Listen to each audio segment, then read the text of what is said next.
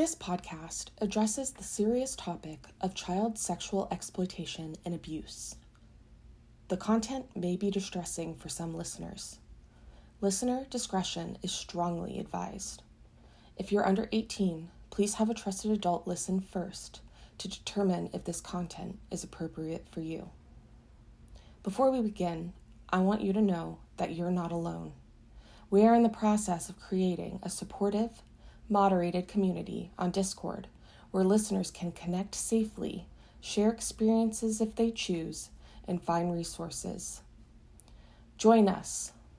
This community is here for you, whether you need support or want to join our mission to protect children. This podcast is about giving a voice to the voiceless. As a survivor of child sexual exploitation and abuse, I'm sharing my story to shed light on this difficult topic, to help others feel less alone, and most importantly, to advocate for the protection of children. In each episode, we'll explore aspects of this issue, share stories of survival and resilience, and discuss ways we can all contribute to preventing child sexual abuse and supporting survivors. Remember, if anything we discuss brings up difficult emotions, our Discord community will be here to support. Additionally, I want to make sure you have immediate access to help if you need it. The National Sexual Assault Hotline is available 24/7 at 1-800-656-4673. That's 1-800-656-4673. This number, along with other professional resources, is always listed in our show notes. Your safety and well-being are paramount. If you need to pause or stop listening at any point, please do so. Take care of yourself first. Now, let's begin our journey of awareness, healing, and change.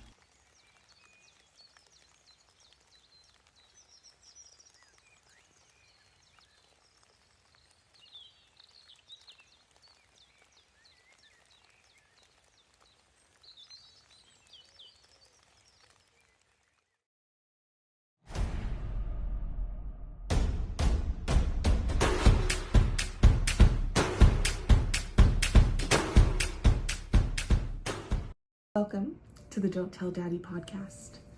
I'm your host, Kaitlyn. I'm so excited to see you. I am so excited. Well, I don't see you, but I'm so excited you're hearing my voice right now. This is a long time coming, and here we are. I am excited, and I am scared. That's why I'm saying it. I am nervous. Let's go back to college here, folks. I am in my late 20s, but let's go back. Take a time machine, if you will. When I was in college, worked at my on-campus news station, I was always behind the camera. So this is very unnatural to me. I'm an awkward person. That's not in a silly, goofy mood. We're not saying that in a silly, goofy way. It's not funny. I am just, you'll see, you're already seeing it. Here we go. So I am your host, Kit. My name is Kaitlyn. I'm going to be going by my nickname, Kit, because I want to. No other reason, I just want to. I feel like a part of this podcast is me reclaiming my voice, and by doing so, I am choosing to just go by my nickname. It just feels right, and so let's do that. Before we go in any further, let's introduce my beverage.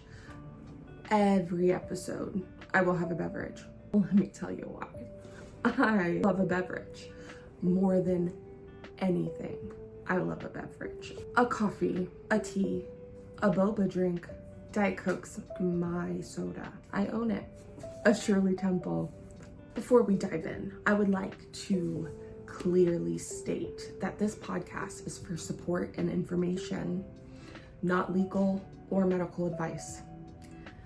I want to emphasize how important it is to seek mental health support and guidance. Mental health professional, therapist, psychiatrist, all of that. I am none of those things. I am simply your host, a survivor, and your guide. And Kit, that's also me.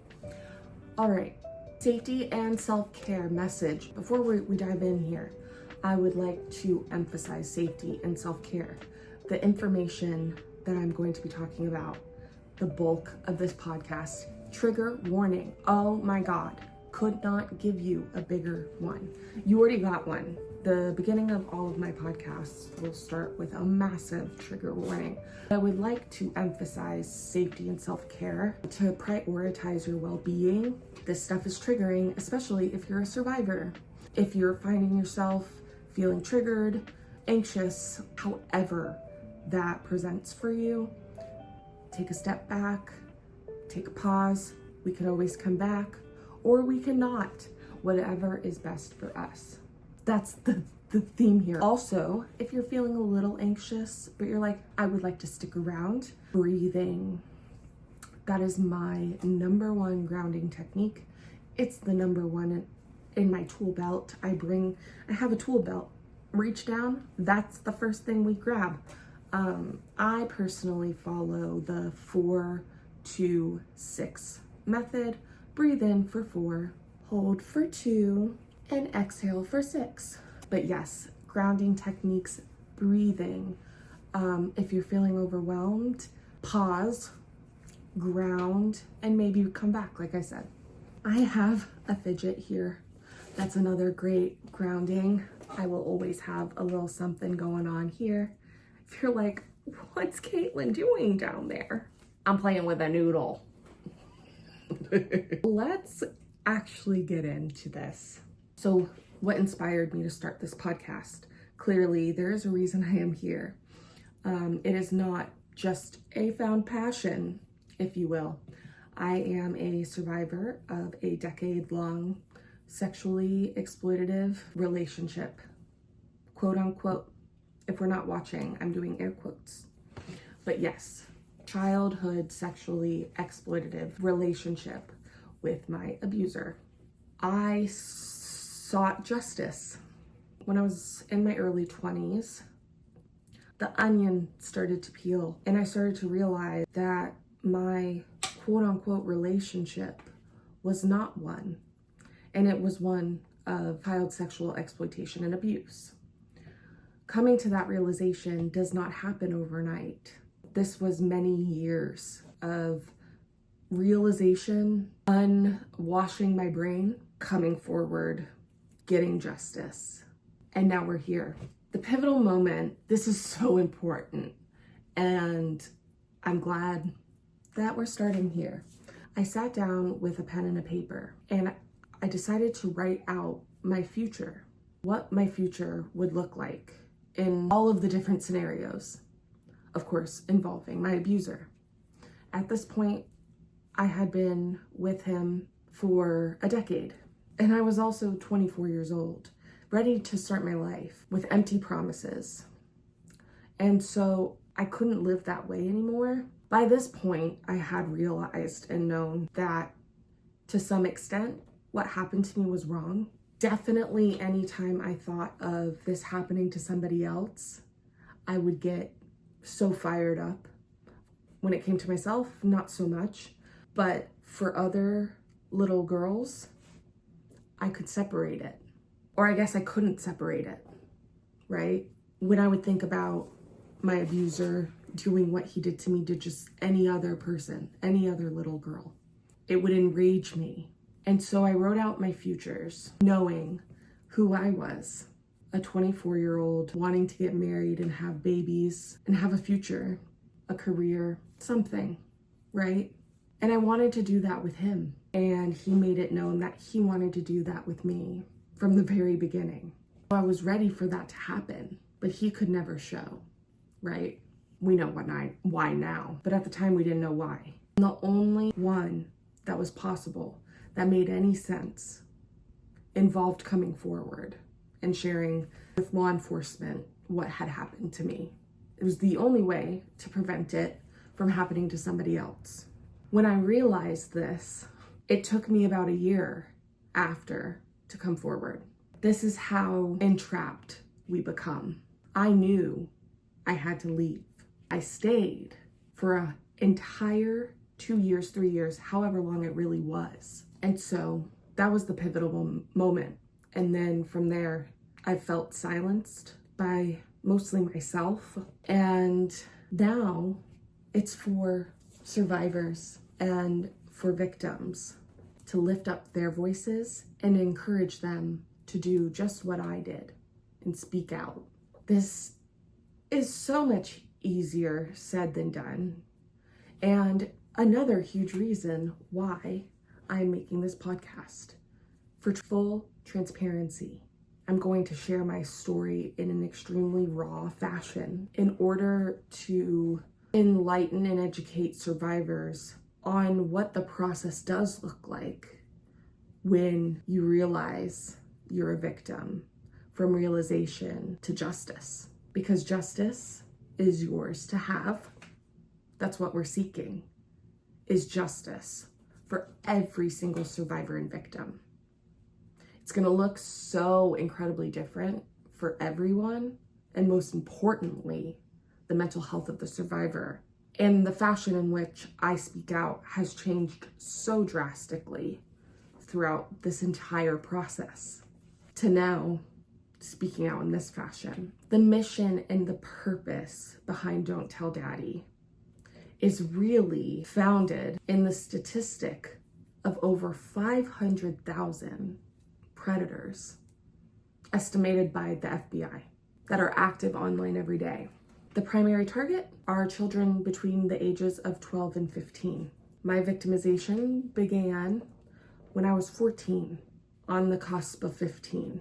And 89% of victims are approached via a chat room or instant message boards. My victimization began on Omegle and pretty much entirely stayed on an app called Kick, that were born in the late 90s, early 2000s. We know what Kick is. And oh my gosh, I sit here baffled that these websites, chat forums, apps even exist. They are breeding grounds for online child sexual exploitation. Full breeding grounds for that. It's absolutely disgusting, and there's no reason for the lack of monitoring that is occurring. And that's just a little food for thought. So after coming forward and going down this path with the legal system, I have found a deep passion for protecting children, especially in this online space where they are at the most risk. There's no need for a child in an instant message forum where adults are actively lurking. It can say it's a instant message board for children. Roblox, I don't really know anything about anything. Roblox, isn't it? It's an app. I think it's for kids and they play video games on it. I know that there's messaging capabilities. Why? No child should be interacting with anybody online, not even their friends, their own age. If they want to do that, I remember when I was a child, I would have to pick up the phone, call their phone, their home phone. Nowadays, I guess you would call what? The parents' cell phone? I don't know. But you pick up the phone, ring, mom answers, and you ask to talk to your friend. There's no need for children in these spaces. And it only is dangerous because of these 500,000 predators that are online every day. So I saw that's the statistic, and I thought about my story, and I thought about other survivors' stories, and I read other survivors' stories, and I thought about children being victimized right now, and I couldn't stay silent. I thought about the endless, constant struggle through all of this. And I thought if my voice could save one child from enduring the heart-wrenching pain that comes with being a victim of child sexual exploitation, I will scream at the top of mountains. Every child deserves to be safe. Leave them alone. I say this all the time, and I'll just be walking around and on the news see some horrible thing happen to some child. And my first gut instinct is leave them alone. What are we doing?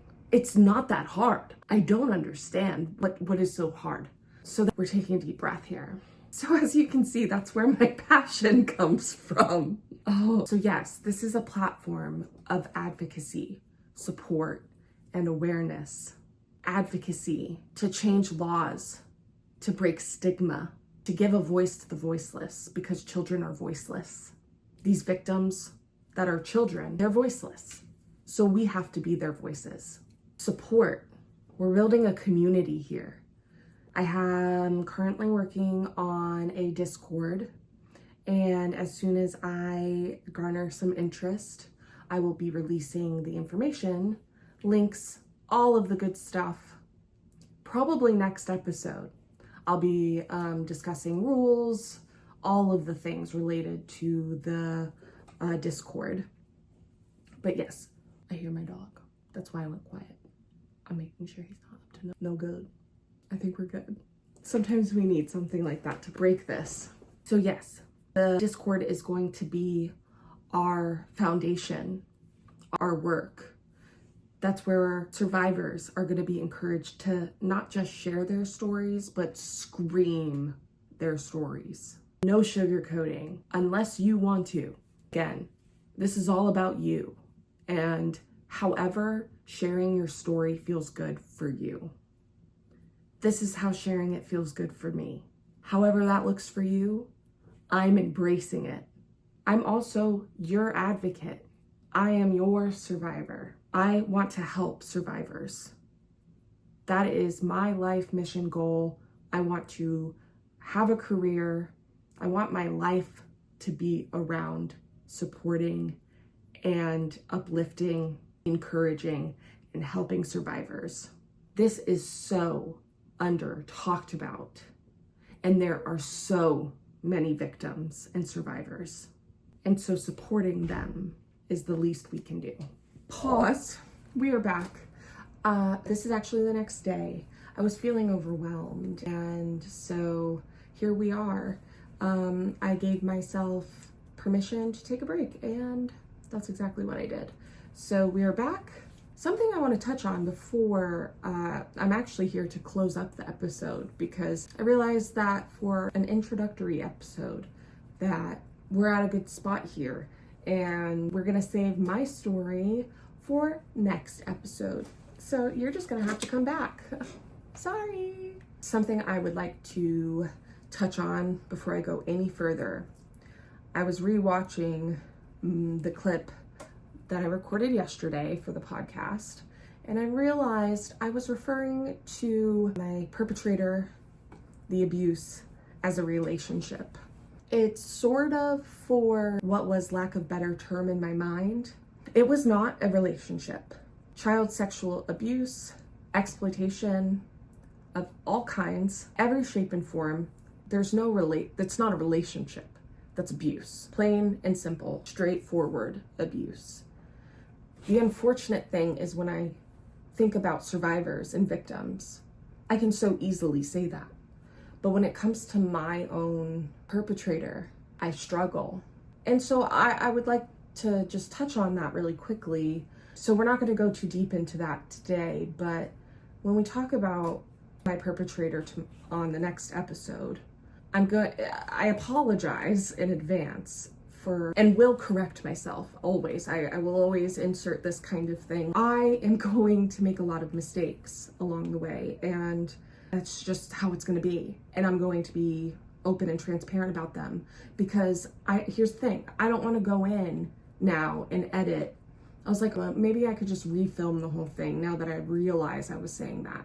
But I don't want to do that, because that goes against the transparency, the most important part of this. I want to show the real, authentic side of being a survivor. And so, yes, I was calling it a relationship because to me, that's what it was. For a decade, that's what he was. We were going to get married. We were going to have children. This wasn't just somebody that sexually exploited me. It's much deeper than that. And again, I'm not going to go too deep into that today, but to set expectations, this is a wild, bumpy ride story. And no part of it is fun to tell, but every part of it is important. And so I apologize in advance. It's going to be wild and bumpy, but just like the story, and so why would the story not be? The telling of it. So after a decade of being sexually exploited, abused at the hands of my perpetrator, who I thought was my partner, boyfriend, future husband, he was just sentenced about 3 weeks ago it's been. And I will, of course, go into that next episode. When we talk about my story, please listen with caution. Also listen knowing that this is very fresh. This is new to me. And this is simply my attempt to give a voice to survivors. This is really, really hard. I'm just after filming this first episode, already feeling and understanding why survivors don't speak. It's exhausting. So please give us survivors some grace. Give me some grace while we go down this journey together. I'm really excited to go on this journey with you guys. I think we can really and will make a big difference for our most vulnerable, the people that we need to be protecting and putting the utmost importance into protecting. But for some reason, society has not deemed that to be our number one priority. So we'll make it our number one priority and their number one priority by putting it in their face, shoving it in their face. All right. So before I leave you, first of all, thank you so much for listening or watching, whatever platform you're watching this, listening to this. My podcast is going to be available on YouTube, the podcast app, Apple Music. Does that happen there? I don't know. Any place that you can stream a podcast, you'll be able to access this. I literally have no idea, but you'll be able to access it everywhere, all platforms. I have TikTok, I have Instagram. Please follow me there at Don'tTellDaddy_podcast. Also, if you hear a squeaking bed, that's my dog. They're walking around, they're on the bed. I have 4 animals, and so they will make appearances here and there. More likely the dogs than the cats, but we have 2 dogs and 2 cats. And at the end of every episode, we are going to do a resource spotlight and a bit of an interactive element of questions or topics for my listeners to consider. So for our resource spotlight today, we are talking about RAINN. So for our resource spotlight, we are talking about RAINN today. RAINN, also known as Rape, Abuse, and Incest National Network, is the nation's largest anti-sexual violence organization. RAINN created and operates the National Sexual Assault Hotline. That number is 1-800-656-HOPE or online.rainn.org. online.rainn.org. In partnership with more than 1,000 local sexual assault service providers across the nation, and operates the DoD Safe Helpline for the Department of Defense. RAINN also carries out programs to prevent sexual violence, help survivors, and ensure that perpetrators are brought to justice. One of my favorite resources that they have on their website that I am toggling over and going on right now is their grooming, know the warning signs. And it goes over the warning signs of online grooming, survivor stories, and how to help. So that is our resource spotlight for this episode. And again, this is a great resource. I highly recommend survivors, allies, everyone go and visit, see, click around. There is something on there for everybody. Ways for allies to help and help for survivors. And of course, that hotline number is there for those in crisis. Please never feel afraid to call. I have called. We have to call. It keeps us safe. It keeps us here. And that is the most important part. The most important thing is that you are here. So yes, and my invitation to the listeners for this episode, most of my invitations to listeners for future episodes will be about sharing your story, ways to interact as a community.